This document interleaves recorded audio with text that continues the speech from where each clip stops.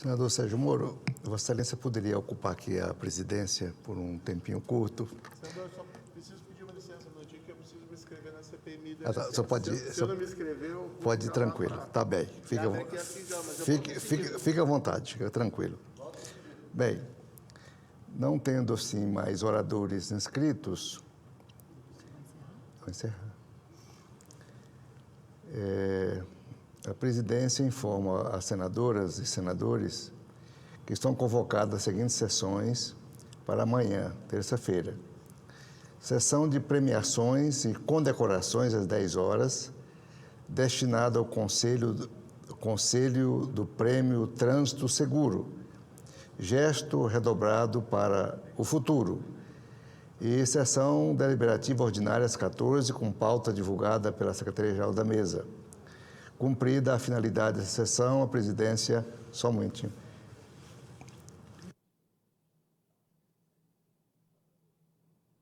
Bem, antes de fazer o encerramento, vou fazer uma breve comunicação sobre dois temas importantes. Nós estamos vendo as discussões acontecendo no Congresso Nacional, temas assim que realmente são muito mais de interesse personalístico dos parlamentares do que do interesse público. E nós temos que neste momento, que nós vamos iniciar em outubro o debate sobre o orçamento, entender o orçamento público como um grande projeto de planejamento do Brasil. O orçamento é uma pauta, é uma peça de planejamento de futuro. Então, é fundamental que a gente coloque nesse orçamento temas importantíssimos para o Brasil, como é a educação e a saúde. Fundamentalmente, esses dois temas são importantes. Nós não podemos observar a saúde com essas filas intermináveis acumuladas ao longo de muitos anos depois da pandemia. Tem pacientes guardando tumores por muitos anos, desde 2021, 2020, né? E a sua saúde é ameaçada e até hoje sem a cirurgia. Embora nós estamos vendo agora, no governo Lula e no do ministro Padilha, um esforço grandioso de descentralização de recursos para os municípios poderem atender e acabar com essas filas intermináveis de cirurgias eletivas. Muito bem, mas nós temos também que colocar a educação. Porque se nós não colocarmos a educação nas prioridades do Brasil, nós não vamos obter desenvolvimento sustentável, nós não vamos obter crescimento econômico, nós não vamos combater a desigualdade social. A gente só consegue combater a desigualdade social com escola boa, escola de qualidade, fazendo com que as crianças mais pobres possam também sair do buraco. A ignorância é um buraco fundo. Enquanto você não estuda, você fica lá dentro desse buraco. Pode até respirar, mas você não põe o rosto de fora. Você só coloca o rosto de fora do buraco quando você vai subir nos degraus da educação e do conhecimento. Então, é fundamental a nossa peça orçamentária contemplar as creches, contemplar realmente essa universalização das creches, a alfabetização na idade certa, a melhoria das escolas em qualquer que seja a região do Brasil, principalmente a região norte e nordeste brasileira, precisa realmente de uma atenção muito especial. Então, eu conclamo a todo o parlamento, eu sei que tem temas palpitantes, interessantes, ideológicos, que mexem com as emoções dos parlamentares.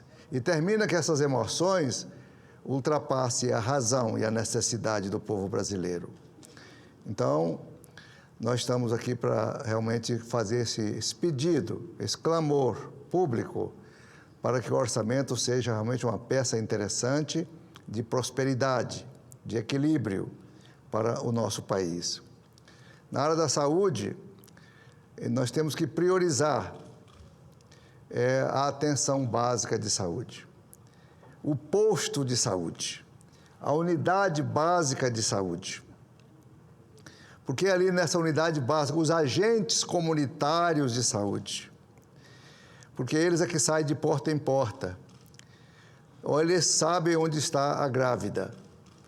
Os agentes comunitários sabem onde mora o hipertenso e o diabético. Então, ele conduz esse paciente, esse portador de doença crônica, à unidade básica de saúde para avaliar. Se a gente não cuidar do ambulatório, que é barato, da atenção básica para as crianças, para os idosos, para as gestantes, as coisas vão piorando. O hipertenso não tratado, e tem muita gente no Brasil que não sabe que tem hipertensão, e muitas vezes hipertensão grave.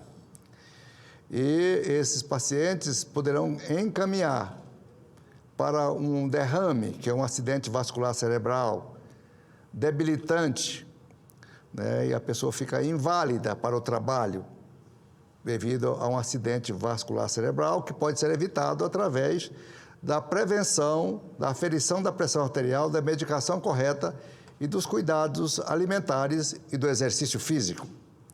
Isso é indispensável.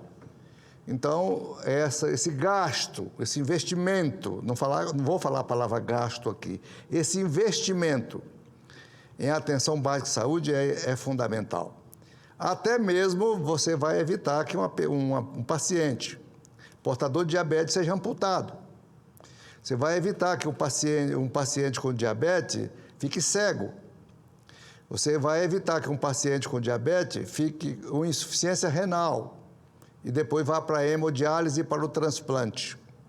Então, é no ambulatório, é na unidade básica de saúde que a gente resolve tudo isso, né? Cuidando preventivamente e preliminarmente. Eu quero aqui fazer um apelo ao povo brasileiro para cuidar da vacinação dos filhos e dos idosos também, de todos os adultos, porque houve uma campanha muito nefasta do Brasil, recentemente, de falar que a vacina é prejudicial à saúde. Eu sou um médico. E eu, quando cheguei em Rondônia, lá na cidade de Ariquemes, eu ainda peguei, no início da minha profissão, muitas crianças com paralisia infantil, que hoje estão aí com 45, 50 anos, inválidos, deficientes físicos, por causa da paralisia infantil. Depois que nós começamos a vacinar massivamente no Brasil com a gotinha salvadora, a vacina SEIB, nós erradicamos a paralisia infantil, o sarampo e muita coisa mais, a febre amarela. A vacina é um medicamento necessário para se prevenir doenças graves. A vacina é necessária. A vacina vem da pesquisa científica. A vacina não é invenção de um médico isolado, não. Eu até me admiro muito. Me admiro muito de ver alguns médicos falar uma besteira dessa, por causa da ideologia.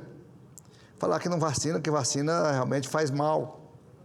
A vacina tem alguns efeitos colaterais mínimos, previsíveis, está na bula da medicação, que você sabe que pode dar uma febrícula, dar um mal-estar passageiro, mas ela é necessária.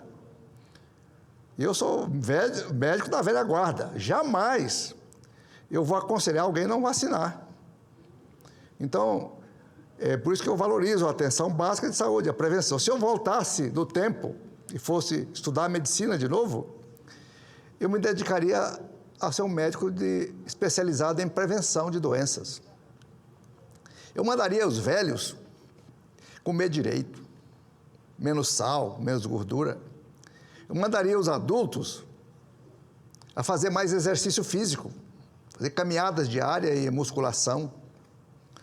Isso eu acredito que seja o melhor remédio do mundo, não é? Eu evitaria muito antibiótico. Como eu mesmo receitei muitos antibióticos na minha vida, que hoje eu não receitaria mais. porque antibiótico demais, além dos efeitos colaterais, produz a resistência. Hoje, por exemplo, você observa quantos antibióticos você pode tomar, rios de antibióticos, não cura uma pneumonia. É fundamental que a gente realmente tenha cuidados com a prescrição de antibióticos, virou uma mania. Você não sai do consultório médico, você é uma receita médica para gastar dinheiro em farmácia. É por isso que você vê, em cada esquina tem uma farmácia. Tem mais farmácia que boteco. Tudo que é canto, porque o médico hoje aprendeu a receitar tudo. Você não sai de uma consulta médica sem um pacote de vitamina, sem remédios, sem antibióticos, sem anti-inflamatórios. Um mil e uma coisa, você tenta curar uma coisa e vem a outra, os efeitos colaterais da doença. Muitos anti-inflamatórios provocam gastrite, úlceras.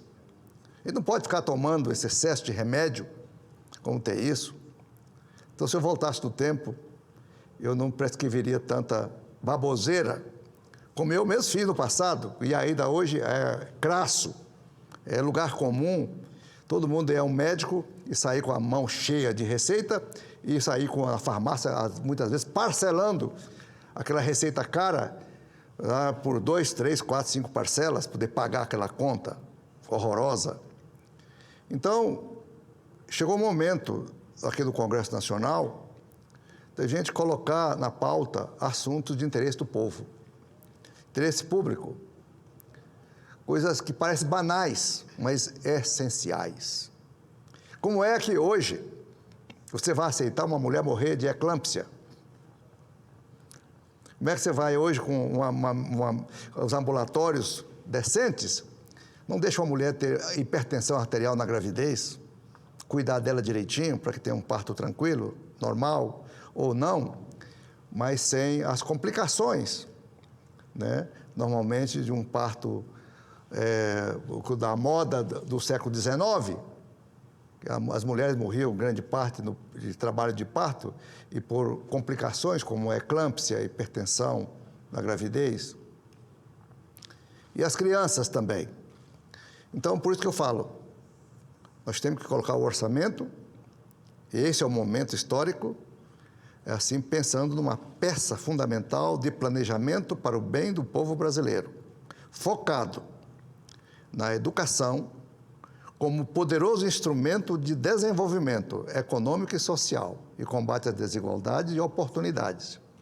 E na saúde pública, fundamentalmente na medicina, na atenção básica da saúde, que é barata.